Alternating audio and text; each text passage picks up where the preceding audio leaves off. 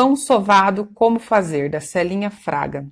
Celinha, eu postei ontem uma receita, a foto do pão sovado, uma receita com o modo de fazer no passo a passo. Dá uma olhadinha aqui no Instagram, postei aqui no Instagram, postei no Facebook também.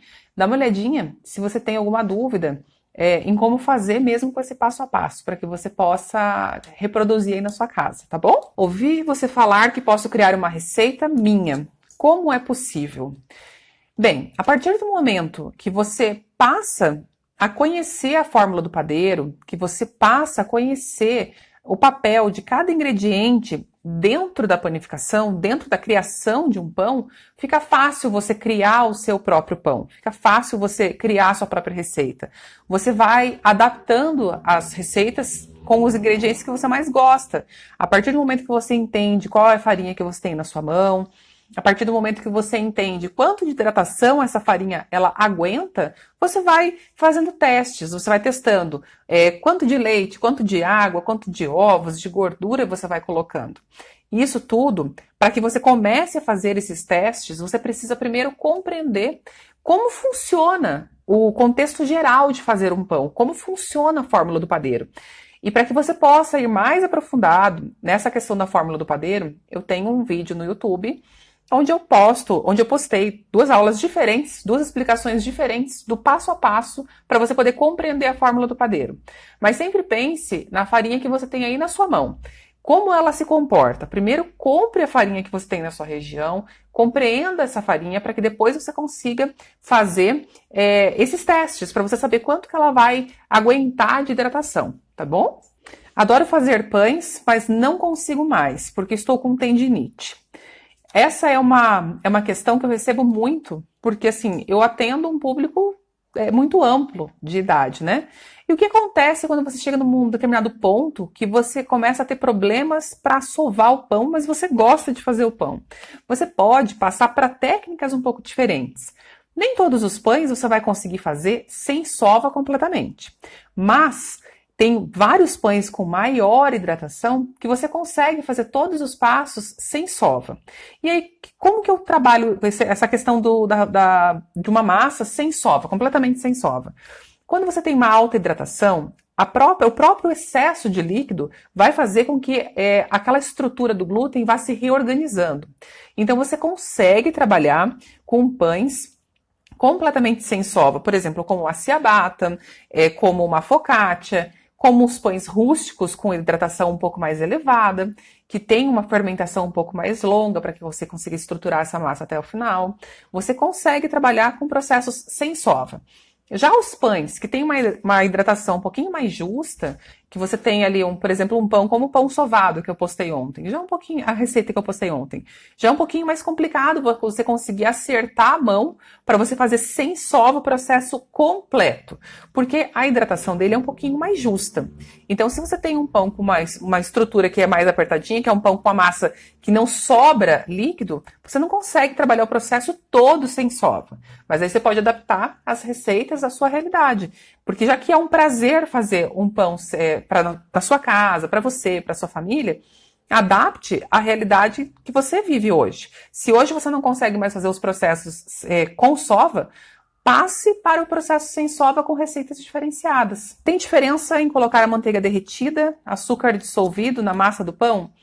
Eu não coloco a manteiga completamente derretida, porque para que ela esteja completamente derretida, você tem que ter aquecido ela tem que estar numa temperatura um pouco mais elevada.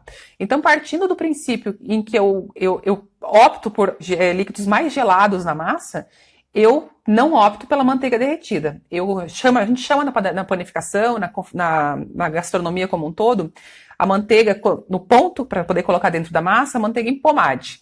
Ela não está nem gelada demais, onde ela está completamente endurecida, e ela não está nem derretida demais, onde ela passa a estar um pouco aquecida também. Então, a manteiga em pomade, eu deixo em temperatura ambiente, deixo ela virar uma pastinha. A gente chama em pomade porque ela fica com textura de pomada mesmo, tá? Então, eu opto para colocar nas minhas receitas sempre a manteiga nessa textura, tá bom? Vamos olhar aqui, açúcar dissolvido. Você pode dissolver o açúcar na água, no líquido que você vai colocar, não tem problema, mas eu geralmente parto do princípio de misturar a farinha com o açúcar, misturo tudo muito bem ali, depois eu coloco o líquido e vou dando sequência. Indifere, se você quer fazer esse processo de dissolver o açúcar na água antes, não tem problema. Eu posso iniciar o processo de um pão com espátula ou colher e usar as mãos só na sova? Faz diferença? Iniciar o processo de mistura, você diz, então, né, Andréia? Deixa eu voltar aqui na pergunta. De mistura, né? Pode sim. Existem massas que você consegue fazer a mistura toda dela, principalmente as massas mais hidratadas, que você consegue fazer a mistura dessa massa no começo e o processo sem sova depois de descanso. E também existem massas que são mais justas, que eu faço às vezes com a espátula ou com uma colher, não tem problema, para depois, quando tiver tudo bem homogeneizado, eu passar aí com a mão. Só que existem massas que elas vão ficar completamente hidratadas depois que você colocar gordura lá no final.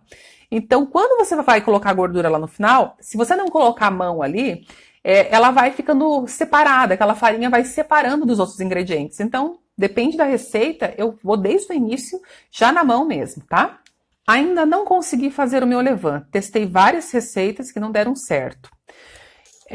Existem realmente diversas receitas para que você consiga iniciar o seu levain. Eu gosto, em particular, de iniciar o meu levain ou com caldo de cana ou com uma água de frutas, porque pelo excesso de açúcar que tem ali, você consegue iniciar com uma farinha branca e você consegue sucesso rapidamente nesse fermento, principalmente na época de verão. Então, se você quer aproveitar e começar a fazer agora um levain, aproveite dessa época do ano que está mais quente, está mais propício para que o desenvolvimento do seu levain comece a agir com mais rapidez. Então, comece agora. Se você não tem ideia de como começar a fazer o seu levain, eu tenho uma sequência de 9 vídeos no YouTube, onde eu explico no passo a passo como você começa o seu levain, como que ele vai se comportando, eu mostro todos os detalhes para que você consiga compreender, para que você consiga seguir aí na sua casa um passo a passo. E se na sua região, por exemplo, não tem caldo de cana, você pode começar com uma água de frutas. Nesse vídeo que eu comentei, lá do YouTube, eu começo com caldo de cana. Então, se você não sabe como começar com água de frutas, você pode pegar uma maçã, pica em pedaços essa maçã, meia maçã você pode colocar, e coloca ali dentro de 100 ml de água e deixa durante um dia todo, para que essa água pegue esse açúcar dessa fruta. E a partir desse açúcar dessa fruta, a partir dessa água de frutas, você vai iniciar o processo do seu fermento. Você pode iniciar também com uva passas, você pode retirar o dulçor da uva passa, que também dá um bom resultado. Existem fermentos naturais que você começa até mesmo com o suco de abacaxi. Eu já testei, deu certo, só que eu não gostei muito do resultado, do aroma desse fermento com o início do fermento com o suco de abacaxi. Então vai ser muito aí do que você quer começar aí na sua casa. Mas quer começar por um fermento simples e que eu garanto que dá resultado e você consegue ver através dos vídeos lá do YouTube, começa com caldo de cana e uma farinha branca que você tem aí na sua região. Aí no supermercado, não precisa ser uma farinha chique não, tá? Se você não tem, repetindo, caldo de cana aí, faça com água de frutas que vai dar certo também, tá? Já tentei vários pães e eles sempre ficam pesados. Não sei o que fazer.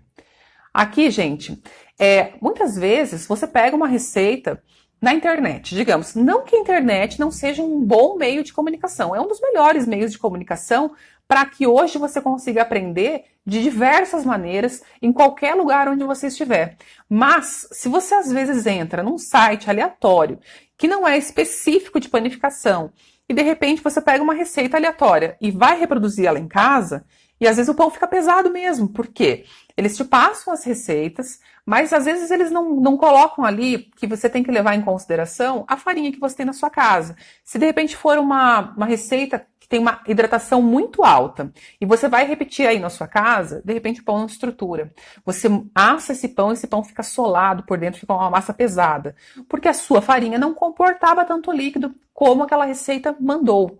Então, a receita em si, ela não é o todo. A receita em si, ela tem que vir junto com uma técnica certinha para que você consiga reproduzir isso. E que você tenha o mínimo de conhecimento de como você vai trabalhar essa receita. Porque existem diversas maneiras de fermentações, de pré-fermentações. Então, digamos que eu vou iniciar um pão e eu falo para você assim, boleie e deixe descansando por 15 minutos na primeira fermentação. Tem gente que vai lá e fala assim, ó, sova a massa, boleia, deixa descansando por um tempo. Mas aí se a pessoa fala por um tempo, qual é esse tempo? Meu Deus, como é que eu vou reconhecer? Não tenho nem ideia.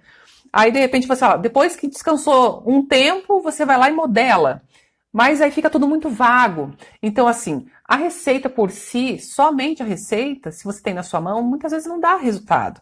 E às vezes você tem que entender, primeiro você tem que entender qual é a farinha que você tem na sua mão. Se você não compreender a farinha, você não consegue compreender o restante, tá? Então é importante que você dê esses passos devagarinho. E assim, muitas vezes o pão fica pesado, e eu mesma já passei por isso, de tentar pães de centeio, pães integrais, pães com farinha branca lá no passado, onde eu não compreendia os processos e eu não tinha nem ideia de como começar, de como fazer. E eu perdi muito ingrediente e muitas vezes eu falava assim, eu acho que agora eu vou desistir. Aí eu ia lá e tentava de novo. Agora eu vou desistir. Ia lá e tentava de novo. Até que você consegue compreender que não é só a receita. Então, a receita é um dos passos que é importante para que você tenha um norte, mas se você não conseguir aplicar a técnica certinho ali dentro, você não consegue replicar um bom resultado final. Meu pão assou, mas sempre fica cru no meio. Quando você assa o seu pão e ele fica cru no meio, você pode ter algumas situações aí. E a primeira delas, que eu mais vou desconfiar quando acontece esse tipo de coisa, é porque você tirou o pão do forno, porque por fora ele estava com aspecto de assado. Provavelmente é isso que acontece. Se ele está por fora com aspecto de assado, a temperatura do seu forno está muito elevada. Porque aí ele dá um aspecto de assado por fora, mas lá no centro ele não conseguiu fazer a cocção completa. Então você tem que baixar a temperatura do seu forno para que ele consiga fazer a cocção tanto por dentro como por fora de maneira igual, que ele consiga ter tempo de atingir a cocção completa lá dentro. E às vezes, o que você marca de temperatura lá dentro do forno não é a temperatura real do que está marcando lá fora. Se você liga o teu forno e está lá dizendo que está a 180 graus, nem sempre o seu forno lá dentro realmente está nessa temperatura. Principalmente os nossos fornos caseiros. Então eu uso, gente, ó, alguns de vocês já devem ter visto eu mostrando esse termômetro aqui, né? Mas esse termômetro, gente, ele é meu companheiro, porque eu uso dentro do forno para identificar qual é a temperatura real dentro do meu forno. A partir desse termômetro, e você encontra a partir de R$ 20 esse termômetro aqui, você consegue controlar o forno que você tem na sua casa. A partir do momento que você controla o forno, você consegue controlar os resultados. E sempre pense assim, massas que são mais amanteigadas e mais açucaradas, mais doces, você precisa de um forno mais baixo, porque senão você vai acabar dando um aspecto de cocção finalizada por fora e lá dentro ele está cru ainda.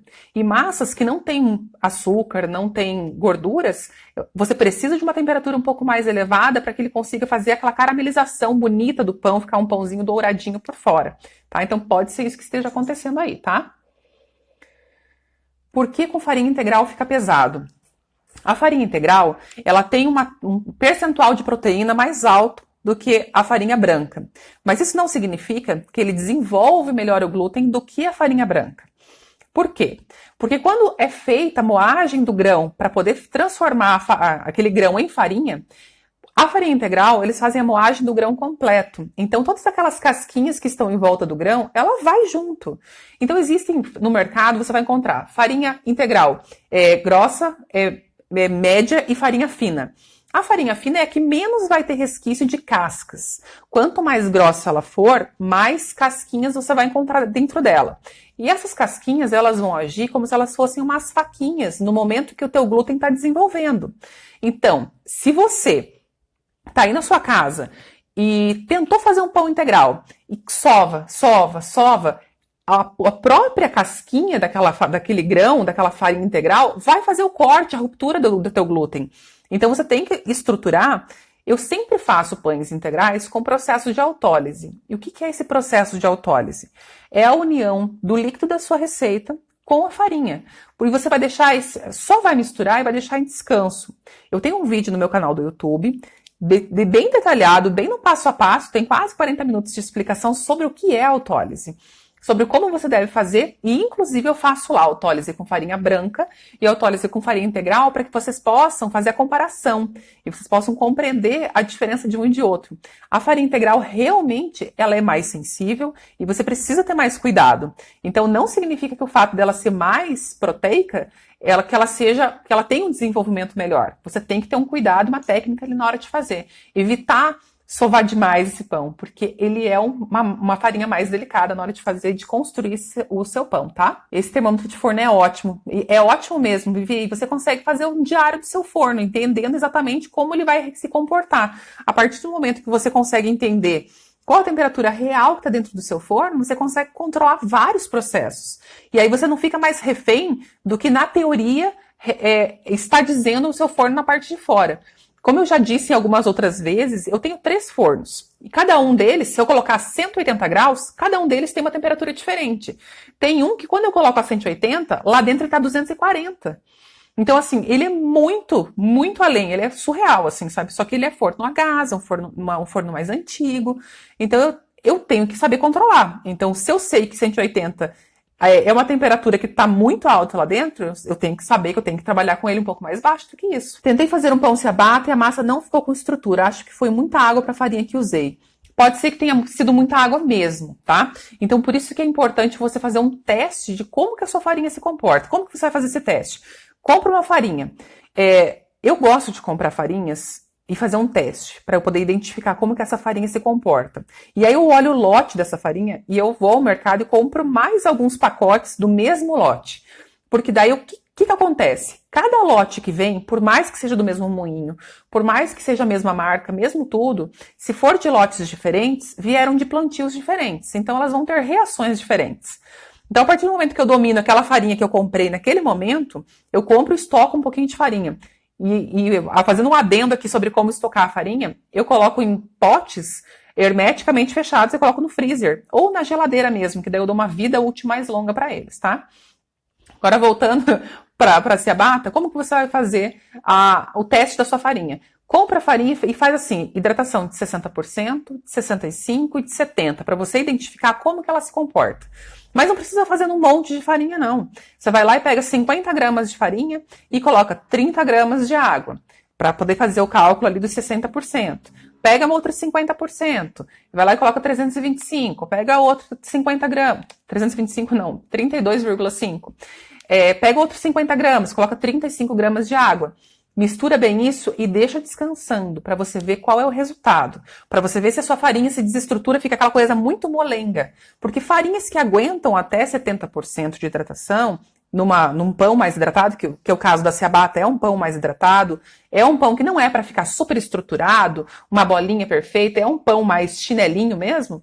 Então, se ele aguentar a estrutura dele dessa forma, não ficar uma coisa muito melequenta e muito separada, é porque ele aguenta essa quantidade de água dentro da sua farinha. Caso contrário, diminua um pouco esse percentual para a farinha que você está usando, tá?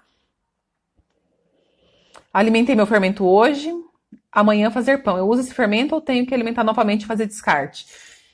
Se você alimentou hoje, alimenta de novo se você vai fazer o pão só amanhã, tá? Porque você precisa estruturar, dar força para esse fermento. Porque o que acontece? Você fez a alimentação do seu fermento, você deu um extra ali para ele, então ele foi consumindo, então ele teve várias horas para ele consumir aquele alimento extra que você deu. Só que até amanhã, talvez ele tenha pouco alimento e ele começa a ficar mais preguiçoso. Então, para que isso não aconteça, você vai lá, alimenta de novo, alimenta agora antes de dormir, não sei qual foi o horário que você alimentou seu fermento hoje, mas alimenta de novo, alimenta antes de dormir, para que amanhã ele tenha mais força. Muitas vezes, antes de fazer um pão com fermento natural, eu alimento meu fermento de 2 a 3 vezes antes, para que ele fique super bombadão, para que aí assim eu tenho certeza que a hora que eu for utilizar ele no meu pão, ele vai ter um crescimento bem legal. Qual a diferença na receita da colomba para o panetone? São as essências? Não, não são somente as essências. A base da receita de um e de outro são diferentes e a modelagem de um e de outro são diferentes. O panetone, você vai ter um pão que ele vai crescer e tem uma cúpula muito sensível, por isso que nos panetones, geralmente vocês devem, não sei se vocês já ouviram falar, mas a gente faz o processo de morcegar o panetone para fazer o descanso dele, né? Que a gente coloca os palitinhos embaixo e vira ao contrário para aquela cúpula que é muito delicada, ela não afunde. Então ela é um pão diferente, ele vai crescer. A colomba já é um pão mais largo. Eu não passo pelo processo de morcegar a colomba. Já vi alguns padeiros passarem por esse processo também, para evitar que afunde, porque ela também é uma massa muito delicada. Mas eu não passo por esse processo, tá? Mas são massas diferentes, não é só a essência, não. Sem cilindro, é possível o pão ficar macio? Essa é uma pergunta que eu recebo e muito. E quando eu li essa pergunta que eu recebi, eu falei assim, essa é uma resposta bem bacana para responder meio geral, assim, né? Porque, assim, eu cresci vendo as minhas vós, as minhas tias, utilizando o cilindro para fazer uma massa de pão e elas achavam sempre que quanto mais cilindrasse, melhor ficaria a massa. Eu não condeno completamente o cilindro, não é essa a ideia. A ideia é o quê? O cilindro é legal para você fazer uma modelagem final, fazer um acerto, um ajuste ali no seu pão, mas assim, não para você cilindrar várias e várias e várias vezes, porque quanto mais você cilindra, você vai aquecendo a massa, porque você vai passando, vai aquecendo e vai aquecendo. A sua massa, a partir dos 24 graus, você ativa o seu fermento biológico. Se for um levain, ele tem uma temperatura de ativação um pouco maior, então a partir de 30, 31 graus ele vai ativar. Mas é rápido para atingir essa temperatura quando você está cilindrando. Inclusive, eu escutava muito da minha avó quando começava a fazer uns estalos assim fortes. Ela falava, agora eu acho que o pão tá bem legal. E realmente é bem ao contrário, porque quando chega nesse ponto, porque a massa está super aquecida. E quando você aquece demais uma massa, não significa que você não vai conseguir ter pão no final. Significa que você vai ter alguns probleminhas no pão. Você já deve ter comprado um pão, feito um pão, visto em algum lugar, um pão onde você vai fatiar esse pão, e você fatia e o miolinho dele despenca. Ou você vai passar uma manteiga ou uma geleia e você passa e aquele pão vem junto, de tão fofinho que ele tá. Aí a pessoa fala assim, nossa, esse pão ficou super macio. Ele é um pão ruim? Não é um pão ruim. Só que é um pão que perde estrutura e ele não consegue se segurar. Então você vai passar algumas coisas no seu pão que são um pouquinho mais fortes, como manteiga, uma geleia, o teu pão vai junto. Isso é um defeito de um excesso de temperatura. Se você faz um pão com controle de temperatura, você não passa por isso. O seu pão vai ter estrutura, você vai passar a manteiguinha e ele vai ficar firminho ali, tá? Então são detalhes muito pequenininhos. Então o cilindro é bom? E em que momento que eu vou usar o cilindro? O cilindro eu vou usar depois que eu já sovei a minha massa, depois que minha massa tá bem bonitinha, tá no ponto certo, eu vou fazer a modelagem final e quero abrir no cilindro para poder ficar uma modelagem homogênea. Aí eu abro no máximo 2 vezes. Acabou, tá? É dessa forma que eu uso o cilindro. Mas eu sempre falo assim, cada um usa aquilo que mais gosta. Se para você tá tudo bem usar o cilindro, tá tudo bem para mim também, não tem problema, tá ok? Consigo fazer um pão gostoso com farinha de aveia? Preciso colocar outra farinha junto? Precisa colocar uma outra farinha junto, porque a farinha de aveia, ela não tem uma estruturação super uau para que ela consiga fazer o desenvolvimento do glúten, para que ela cresça e fique um pão super macio, tá? Você precisa passar por processos diferentes se você quiser um pão 100% de aveia. Ele não vai conseguir sozinho se estruturar. Aí você tem que usar algumas técnicas de pães sem glúten. Mas, se você quiser fazer um pão com farinha de aveia, introduzindo farinha integral, farinha de trigo branca e mais a farinha de aveia, você consegue estruturar um bom pão sim. Só tem que cuidar na quantidade de farinha de aveia que você vai colocar para que você não perca a estrutura da sua massa. Nos ensinam uma massa básica de colomba. Tereza, eu tenho eu tô gravando agora, inclusive, um vídeo para poder fazer a colomba, mas essa colomba é uma receita do curso fechado. Então, assim, existem algumas receitas que eu passo aqui para vocês, mas eu também tenho a minha turma de alunos fechada, então eu passo algumas receitas que são exclusivas lá, tá bom? Para uma massa doce com 500 gramas de farinha, qual o percentual de açúcar na fórmula do padeiro? Bem, existem diversas massas doces. A partir de 15% de açúcar, se você tem, por exemplo, 500 gramas de farinha, a partir de 75 gramas de açúcar, você já passa por um processo diferenciado para trabalhar com uma massa doce e você precisa de uma estruturação um pouco diferente. Você precisa passar por um processo de esponja, que é uma pré-fermentação para você poder estruturar essa massa de uma forma diferente. Essa esponja, a gente trabalha com a união de parte da farinha da receita, parte do líquido da receita e todo o fermento da receita, para que você consiga estruturar esse pão para que ele tenha mais força e ele consiga consumir esse açúcar em excesso, que vai entrar ali dentro da massa. Tá? Não existe assim, você precisa colocar até X gramas de açúcar. Você também não pode colocar ali igual, né? 100% de farinha e 100% de açúcar. 500 gramas de farinha e 500 gramas de açúcar, que aí a sua massa não vai ficar nem legal, não vai ficar nem saborosa. Mas uma massa a partir de 15% ela já vai ser uma massa mais adocicada, vai ser uma massa agradável ao paladar e é bem gostosa de comer, tá? Mas tem que fazer a esponja. Por quê? Porque o açúcar ele vai atacar de uma maneira muito intensa esse fermento, porque ele é hidrófilo. Hidrófilo é quando você é um ingrediente que ele vai puxar a umidade de onde estiver. Então, se você coloca direto todo esse açúcar com o seu fermento, você vai tirar a umidade do lugar que você não quer que tire.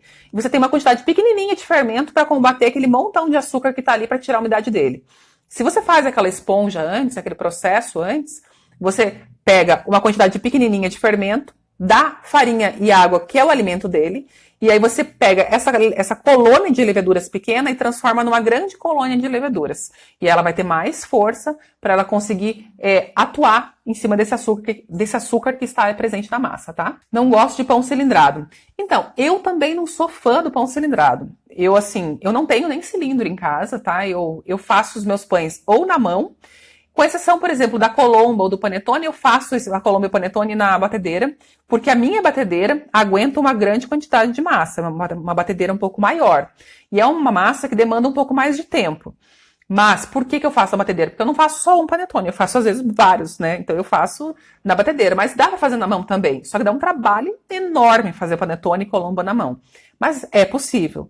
Agora, todas as outras massas de pão que eu faço tudo na mão. Então é tudo questão de processo, como que você vai colocar os ingredientes, em que momento que você vai colocar o ingrediente, de que maneira que você vai trabalhar, e dá excelentes resultados, tá? Boa noite, Andressa. Moro no Mato Grosso, a região faz 40 graus e minha massa cresce. Eu não sei se faltou alguma coisa aí. Se tiver faltado, você pode mandar para complementar, tá? Mas assim, 40 graus, você tem que ter alguns cuidados. A massa, ela ama, fermento adora calor para poder crescer rápido. Mas a gente tem que pensar na questão da digestibilidade. Se você quer um pão que você vá consumir e que não caia no seu estômago, que te dá uma sensação de azia, então você não pode querer uma fermentação muito rápida. Então, um lugar muito quente é um lugar ideal para que essa fermentação rápida aconteça. Então, você começa do princípio de usar um líquido bem gelado nessa massa, para que você consiga controlar a temperatura dessa massa no processo de sova, e você não acorde o seu fermento antes da hora certa.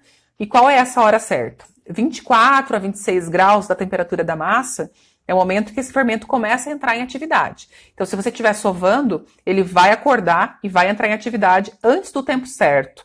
E todo o gás que ele está produzindo, que deveria ficar preso ali dentro da massa para dar uma boa estrutura para o seu pão, ele vai embora, tá? Nesse processo de sova. Não vai perder tudo, mas você perde parte deste gás e perde parte da qualidade final do seu pão também.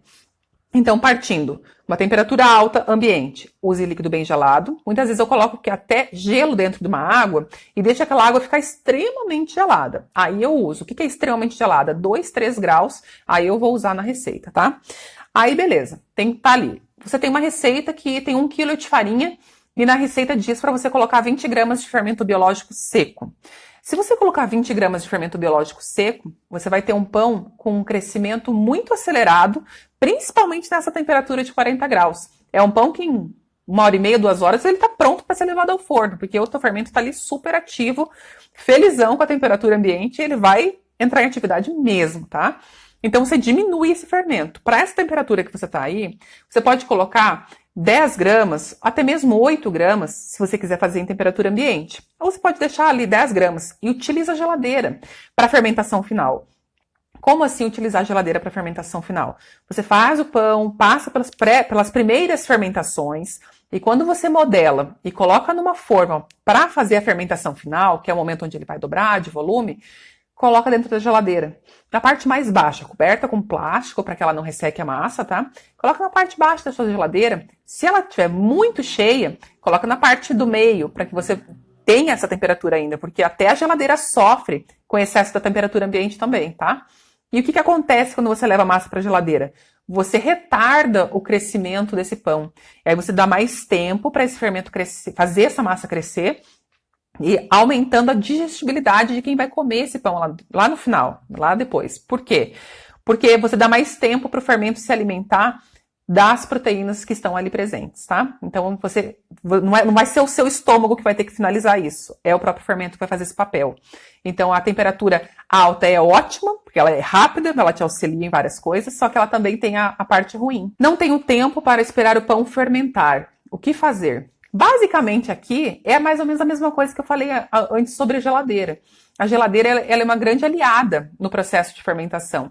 Então, se você, por exemplo, não tem tempo, você trabalha o dia todo. Então, como que você pode fazer? Você chega em casa à noite, faz o seu pão com uma quantidade bem baixa de fermento. Qual quantidade bem baixa? Faz lá o seu pão com 5 gramas para cada quilo de farinha, para que você possa assar no dia seguinte só. E aí você faz as primeiras fermentações em temperatura ambiente, faz a modelagem e deixa na sua geladeira, na parte mais fria da geladeira, para que ela não retarde completamente o crescimento do seu pão, mas para que ela seja um crescimento bem lento.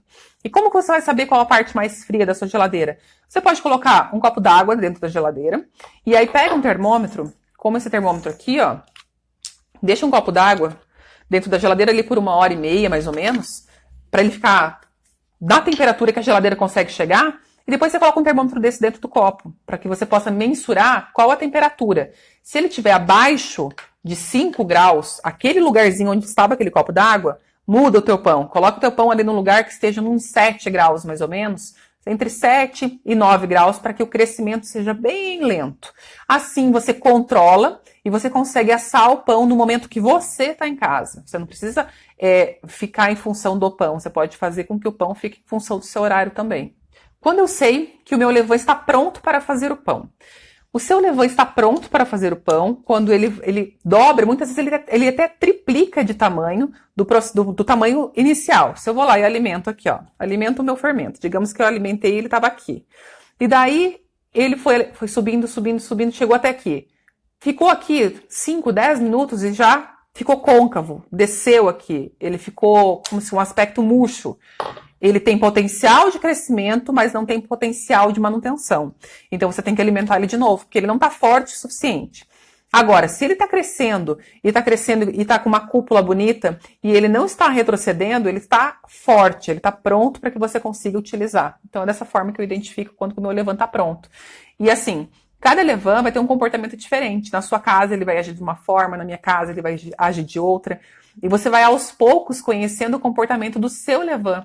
Aí você vai anotando quanto tempo, qual a temperatura ambiente que ele estava, quanto tempo ele levou para dobrar ou até triplicar de volume, para que você consiga compreender qual é o comportamento dele e qual foi o resultado que ele deu no seu pão depois, a partir daquele comportamento. Então, para que você consiga cada vez melhorar nos processos dos seus pães, é bom que você faça um diário do pão, sabe? Tipo assim, nossa, eu vou fazer um diário do pão. Mas assim, é legal porque você começa a compreender quais são as variáveis que você pode mudar e quais que você não pode mudar. Fica super legal os resultados depois. Para fazer um pão integral, posso fazer só com farinha integral ou tenho que misturar com a branca? Você pode fazer só com farinha integral. Só que aí você sempre vai ter que passar pelo processo da autólise. Eu não indico que você comece a fazer um pão, principalmente o pão 100% integral, sem o processo da autólise, porque a autólise ela vai fazer o relaxamento inicial da sua massa, vai fazer com que a hidratação da sua massa ela penetre profundamente dentro da sua farinha sem esforço mecânico, sem que você tenha que ficar sovando ou batendo na batedeira, que isso acaba fazendo com que a sua farinha integral ela vai se rasgando. Então a farinha integral, um pão 100% integral, nunca vai ser o pão mais, nossa, uau, fofésimo do mundo. Mas ele pode ficar super fofinho sim, mas assim, não assim, igual um pão com farinha somente branca. A diferença é grande. E é um pão que vai te dar mais saciedade, é um pão que naturalmente vai ter um aspecto um pouco diferente. Mas é um aspecto ruim? Não é um aspecto ruim. Só que você tem que entender que um pão 100% integral, ele não fica igual aqueles pães de supermercado, que às vezes você acha que é 100% integral, às vezes eles dizem que é 100% integral e aí eles colocam outros vários aditivos químicos ali para dar essa fofura, para dar essa maciez, para dar esse prolongamento de vida. Então não compare um pão industrializado 100% integral com um pão caseiro, totalmente artesanal, 100% integral. A diferença é grande entre um e outro, tá? Meus pães rústicos não crescem e viram bolachão. Você pode estar usando uma farinha, você pode estar hidratando a sua farinha com água demais. Porque se ele não cresce, se ele vira uma bolachinha, se ele fica soladinho, significa que ele não tem estrutura para se manter formado, uma bolinha formada de pão. Então você tem que trabalhar com uma hidratação um pouquinho menor. Mesmo que você pegue uma receita por aí, que tenha lá, coloque 70% de água, que cada quilo de farinha é 700 gramas de água. Não são todas as farinhas que vão aguentar isso. Se você fizer isso, pode ser um tiro no pé, que daí vai acontecer isso. Você não consegue estruturar, nem com muito esforço você não consegue estruturar esse pão. Tá? Você fica ali tentando modelar e ele não vai, e ele fica com um miolo pesado, maçudo. Então, respeita a hidratação máxima que a farinha que você tem na sua mão consegue trabalhar. Mesmo que você tenha uma receita que você tenha visto em algum lugar, trabalha com um pouquinho menos de água, para você entender qual a farinha que você tem aí na sua mão, tá? A alimentação que fiz no fermento foi 1, 2, 3, às 17h30. Você falou para alimentar mais uma vez hoje, faça 1, 2, 3 novamente, até agora ele cresceu um pouco, não duplicou ainda. Obrigada. Você quer fazer que horário amanhã esse pão? Porque você pode alimentar antes de você dormir, e deixa ele em temperatura ambiente, porque ele deixa já num potinho que ele tenha espaço de crescimento, tá? Para que você consiga fortalecer. Quanto tempo esse levain estava sem alimentação antes de você pegá-lo para você alimentar? Porque isso também faz diferença. Às vezes ficam alguns dias na geladeira e aí você pega esse fermento e você dá só uma alimentação para ele. Ele tá em processo de ativação novamente. E às vezes uma alimentação ou duas são poucas alimentações. Então você faz mais uma alimentação antes de você dormir, verifica como que vai ser o comportamento dele amanhã cedo. E se você perceber que ele ainda tá fraco, que ele quase não cresceu, que ele tá côncavo, que ele tá afundado, alimenta de novo, para que você possa usar no horário que você quer utilizar. Porque fermento para fazer pão, ele tem que estar forte, senão fica um pão solado, fica um pão que tem uma estrutura de miolo mais fechada, fica um pão que às vezes parece um chicletinho, que não é muito gostoso, tá? Então isso tudo, principalmente quando você faz somente com fermento natural, você tem que cuidar a força dele, porque às vezes ele não tem força suficiente para trabalhar, tá? Amo pães de cascas crocantes, sei que para isso precisa de vaporização. Como consigo reproduzir esse vapor em fornos de casa? Demétrios, meu aluno, cadê? Eu tenho aqui. Demétrios, aqui ó, a minha super inovação. Gente, eu faço isso aqui, ó, e assim, eu já aviso quando vocês vão usar na casa de vocês, eu pego e eu vaporizo as laterais do meu forno, principalmente, ó, com forno a gás ou forno elétrico que apareça a resistência, não coloque em cima direto que você pode estragar o seu forno. Eu vaporizo a lateral e fecho e tampo o meu forno. Vaporizo bastante. Meu forno, às vezes, ele dá umas estraladinhas, assim, sabe? Não sei até quanto que ele vai aguentar. Mas eu faço isso somente com um. Então, se for para estragar, estraga um só. Mas eu faço, gente, porque assim, tem pães que eu quero uma casca mais crocante e eu não tenho, por exemplo, se eu quero fazer pão francês na minha casa, eu preciso de bastante vaporização. Não fica igual aquele forno profissional, onde você consegue vaporizar no tempo certo, mas fica uma casquinha crocante super legal. Agora, se eu quero um pão, aqueles pães maiores, rústicos, com uma casca diferenciada, com uma pestana bem aberta, aí eu uso a panela. A panela de ferro, para mim, ela é o meu recurso para que eu consiga atingir um resultado um pouco mais profissional dentro do meu forno caseiro, tá? Meus pães tipo italiano e francês não crescem, esparramam. É a tua farinha. É a tua farinha. Que se eles não estão nem crescendo, se eles não estão conseguindo ter força para crescer, porque a farinha ela tá fragilizada, ela recebeu água demais. Então, ou também pode ser os dois, pode ser além do excesso de água, pode ser o fermento que você está usando. Você usa levain ou você usa fermento biológico? Que às vezes o levain pode estar fraco demais e ajuda a ter esse esparrame, assim, sabe? Ele fica com aquela sensação de pão espalhado, não fica legal. Posso deixar o pão sem modelar na geladeira e modelar no outro dia e fazer o último crescimento? Pode fazer também, não tem problema. Você pode deixar numa caixa a massa inteira.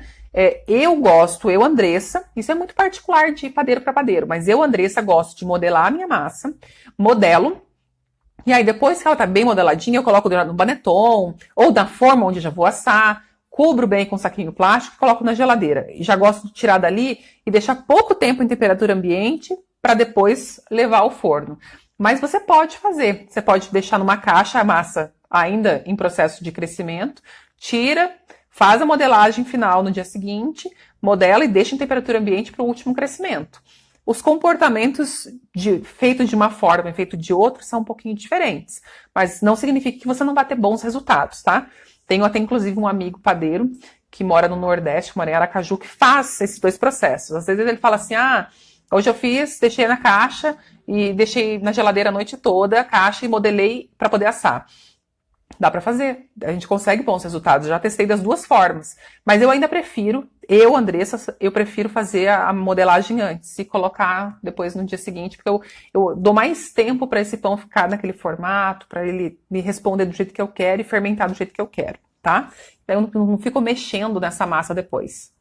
Meu levain cresce bem, mas os pães não têm salto. Se o teu levain está crescendo bem, então o problema não é ele, o problema é o excesso de hidratação. Você pode...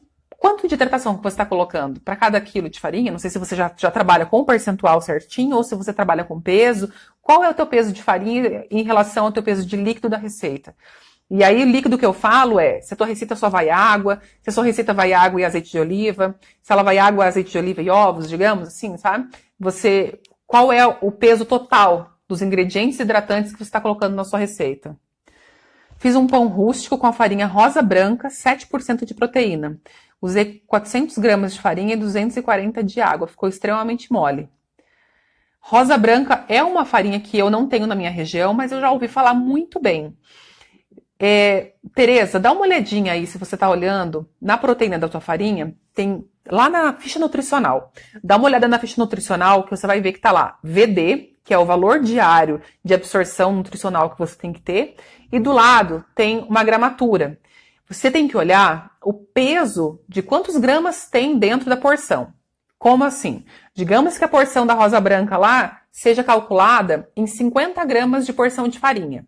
Olha quantos gramas de proteína tem dentro daqueles 50 gramas. Para a partir disso você tirar o teu percentual, tá? E se você tiver dúvida, eu tenho um vídeo no YouTube onde eu mostro bem certinho como que você descobre o percentual de proteína de uma farinha. Porque a rosa branca, se eu não me engano, salvo engano, tá?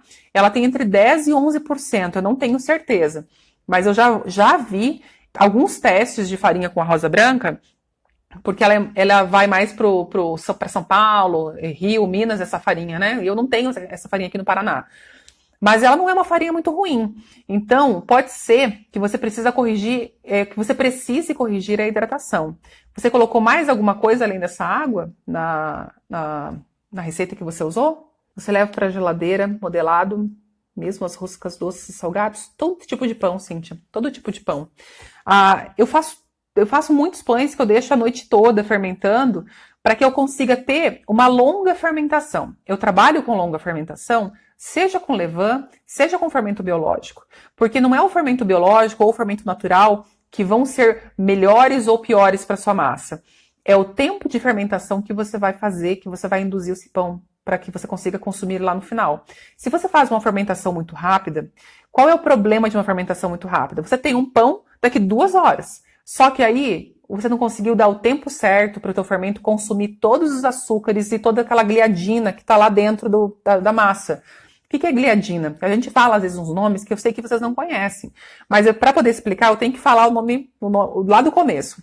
A gliadina é uma das partes da proteína do glúten, né? Uma das partes do glúten. E ela é como se fosse uma colinha. Se você não dá tempo para o fermento consumir e degradar essa gliadina, você vai consumir esse pão com ela ainda muito forte e ela vai parar nas paredes do seu intestino e vai te causar irritação, vai te dar um mal-estar. Eu sou muito sensível a esse tipo de pão com fermentação muito rápida. Se eu for numa padaria, peraí que deu uma caída, mas voltou.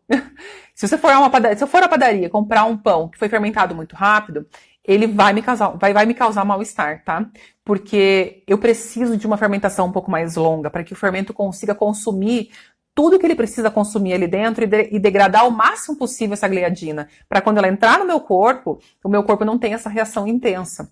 Então, às vezes a gente remete e acha que são somente pães com fermento natural que são capazes de fazer isso, mas não são. A fermentação natural acontece tanto com o levain como com o fermento biológico, porque ambos são organismos vivos. O levain, ele é uma bactéria, é uma colônia de bactérias e uma colônia de leveduras. Ela é mista. Agora, o fermento biológico é uma colônia somente de leveduras, mas não significa que ela vai fazer mal para você. Significa que você tem que compreender o processo, que ela responde melhor. Então, quanto melhor e mais longa essa fermentação for, melhor vai ser a reação aí para você no teu corpo, tá? Tereza, testa então colocar 220 gramas de água aí na sua massa, para que você consiga compreender como ela vai se comportar. Porque eu realmente nunca trabalhei com ela, mas faça esse teste para que você consiga compreender como que ela vai se comportar, para ver se ela responde melhor com 220, tá? Não somente a hidratação, mas também os processos que você faz. Você chega a fazer autólise, unindo esses 240 gramas de água com esses 400 gramas de farinha? Se você passa por um processo de autólise, como ela se comporta, para que a gente possa ter uma ideia de como que acontece, tá? Andressa, quanto tempo então é necessário para ter uma ótima fermentação no pão? Olha, eu gosto de pães fermentados no mínimo 6 horas. No mínimo, o processo de fermentação. Então, como que eu faço? Como que eu chego nesse resultado? Eu coloco menos fermento. Então, seja levain, seja fermento biológico, para que eu consiga estender essa fermentação no mínimo 6 horas. Mas se eu tenho uma farinha na minha mão que consegue me dar uma longa fermentação, eu vou trabalhar com 10, com 12, com 15 horas. Eu compro farinhas de supermercado, que aqui na minha região tem Venturelli, Anaconda. Eu compro e faço testes. Tem Nordeste, tem várias. Farinha Orquídea respondeu muito bem numa longa fermentação que eu fiz. Então eu faço testes de quanto ela vai aguentar, porque farinhas de supermercado, que às vezes elas têm uma proteína muito baixa, ela não aguenta uma longa fermentação e ela acaba se desestruturando. Então eu faço teste para ver qual é o limite dela. Já levei pães ao limite de 26 horas e quando eu fui assar ele ficou horrível. Por quê? Porque eu passei da quantidade de tempo que aquela farinha aguentava. Mas eu faço esse tipo de teste em casa para que eu possa falar com propriedade quando eu vou falar para vocês, né? Porque senão eu não sei explicar. Se eu não sei quanto tempo ela vai aguentar, então eu não sei repassar essa informação. Para ter uma massa macia que cresça bem, eu preciso de quanto tempo para sovar? Na verdade, não é nem tempo, tá? Eu não tenho um tempo de sova. Eu vou cuidando a temperatura. Pães que você tem uma massa endurecida, significa que está faltando hidratação aí. Então, às vezes, a massa ela não está macia o suficiente, não é por falta de sova. É porque, às vezes, a farinha que você tem aí na sua mão, pode ter um percentual de proteína bom e precise de mais água do que aquela água da receita. E, às vezes, você não coloca por medo de perder a mão, de repente perder a massa ficar ruim. E aí você fica segurando um pouquinho isso. E aí você acaba tendo uma massa endurecida. Massa endurecida vai resultar em pão endurecido, independente do tempo de sova que você vai colocar nele ou não. Nunca ultrapasse 24 graus da temperatura da massa. Entre 24 e 26 graus da temperatura da massa no processo de sova. E para isso, eu uso aquele termômetro que eu mostrei para vocês. Eu vou sovando a massa e vou pedindo a temperatura. Porque daí eu garanto que os processos do fermento ainda não iniciaram ali dentro da massa. Mica, tudo depende da farinha mesmo. Cada marca de farinha que você tem na sua mão e também cada lote de farinha que você tem na sua mão vai se comportar de uma maneira diferente. Então você tem que trabalhar conforme a farinha aguenta, conforme a farinha suporta, tá? Trabalho com fermento biológico seco. Eu trabalho com todos os tipos de fermento. Eu trabalho com levain, trabalho com fermento biológico seco, fermento biológico fresco e vou fazendo os testes. Eu gosto de todos os resultados. Não tenho preconceito com um fermento ou com outro. Todos vão dar bons resultados se você trabalhar com fermentações em tempos bacanas, em tempos que você consiga ter um pão mais digestível na sua mão, tá? Qual o ideal de proteína na farinha? Para fazer pão, o ideal para que você faça um pão mais estruturado, acima de 10%. Mas também não dá para generalizar, porque você pode pegar 5 marcas de farinha diferentes e todas tenham 10%. Mas 10% de proteína, a proteína, o glúten tem a gliadina e a glutenina. E cada uma é responsável por uma coisa. Uma é responsável pela elasticidade e a outra pela extensibilidade. Os moinhos do Brasil não são obrigados a dizer quanto de cada uma tem ali dentro. Então, mesmo que elas tenham 10% de proteína, cada uma delas, 5 marcas diferentes de farinha, elas vão ter comportamentos diferentes. Porque cada uma vai ter uma capacidade de se estender mais ou ser mais elástica. Então você tem que conhecer a farinha fazendo teste mesmo. Então por isso que toda marca nova de farinha que eu vejo no mercado eu compro para poder fazer teste e ver como que ela se comporta, tá? Fiz autólise, a massa espalhou, o pão não ficou ruim, só tive que terminar o processo na espátula. Não tem problema, se você tiver que ter terminado o processo na espátula, e se o pão em algum momento começou a se estruturar, porque pode ser que no começo ele dê uma desestruturada e depois ele volte a se estruturar de novo, tá? Daí a questão da modelagem final para poder segurar bem essa massa também faz toda a diferença, tá? A farinha Renata é boa para fazer pão? Eu já fiz pães com a farinha Renata, mas ela para mim, no lote que eu peguei, ela se comportou melhor em pães com menor hidratação, tá? Aqueles pães assim que para cada quilo de farinha não passa de 600 gramas de ingredientes hidratantes, tá? Que é assim um pão mais justinho. Ela se comportou bem e deu bons resultados, tá? Tempo para o pão estar pronto para ir para o forno, mas aí não é tempo, é a sua massa que vai te dizer qual vai ser o tempo dela, porque aí você vai ter que apertar a massa ali para você poder saber quanto tempo realmente ela vai ter para poder ir pro forno, né? Tipo assim, ela tá pronta para ir, ela fermentou o suficiente, não fermentou? Quanto de fermento você colocou na sua massa? O fermento também vai ser um balizador. A quantidade de fermento que você colocar vai balizar o tempo de fermentação final que você vai ter na sua massa, tá? Mas fornos para pães, o forno sempre tem que estar pré-aquecido, tá?